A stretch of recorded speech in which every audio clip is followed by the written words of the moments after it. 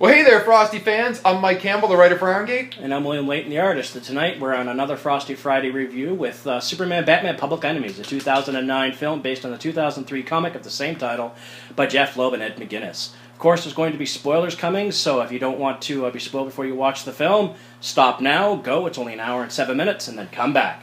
Lex Luthor was elected President of the United States while America was in crisis. Luthor recruits a few heroes, among them Captain Atom, Major Force, and Power Girl. There's a kryptonite meteor streaming towards Earth.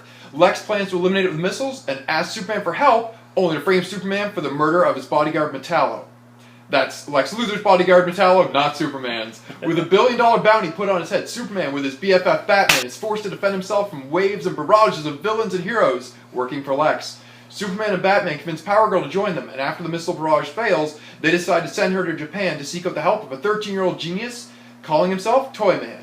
We find out that all this time, Lex has been injecting himself with liquid kryptonite to gain superpowers and an edge over Superman. Unfortunately, it also makes him lose his freaking mind. He says in a mad daze he wants the meteor to hit because the survivors will need him for support and he can rule over what's left of the Earth.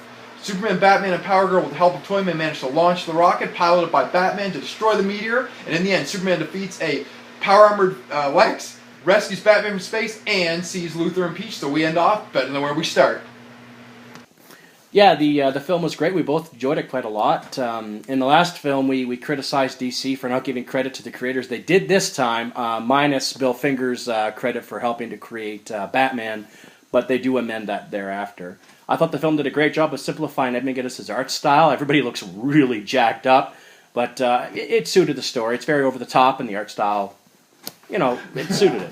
I love Superman and Batman's friendlier moments. It's really good seeing them be all BFF. They're like a buddy cop movie with superpowers. I friggin' loved it. Yeah, it was wonderful to see them. Like they bounced off each other really, really well. There are a lot of little character moments, like Batman complaining about being carried by Superman, and it was nice to see them work together. I really enjoyed watching them fight all the villains when this big barrage of villains came out with I don't even know how many of them.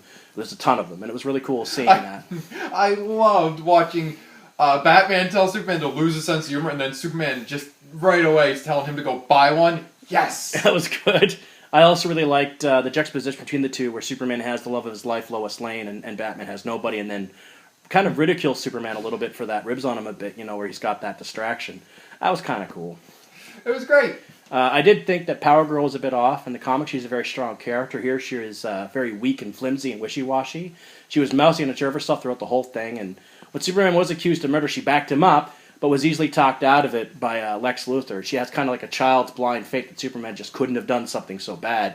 She makes a weak protest, and it's just kind of blah, Her big thing, her powers are there, but a lot of her, she's very mousy. Her conviction is gone, and in the end, she becomes a damsel in distress, which is also really Thankfully, she's only a secondary character, and it's not enough for me to really derail the film. It's just unfortunate they didn't do that a little better. Yeah, and the film is a bit rushed. It's an hour and 7 minutes, as we said.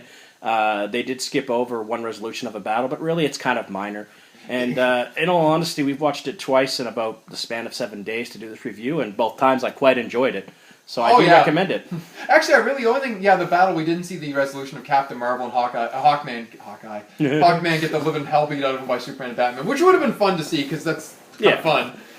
And then there's also this lovely scene in the end. This is not really good or bad. Well, it's bad, but in a hilarious way. When Lex, when he's mad with Power, puts the moves on Amanda Waller, and it is the creepiest thing I've seen in animation in a while. Yeah, she's clearly horrified by the whole ordeal. This really sweaty, crazy, jacked up Lex kissing her, and it's not good. I think he did it to demonstrate how powerful he is, that he can kiss such a powerful woman, but I think he just wanted to be horrifying.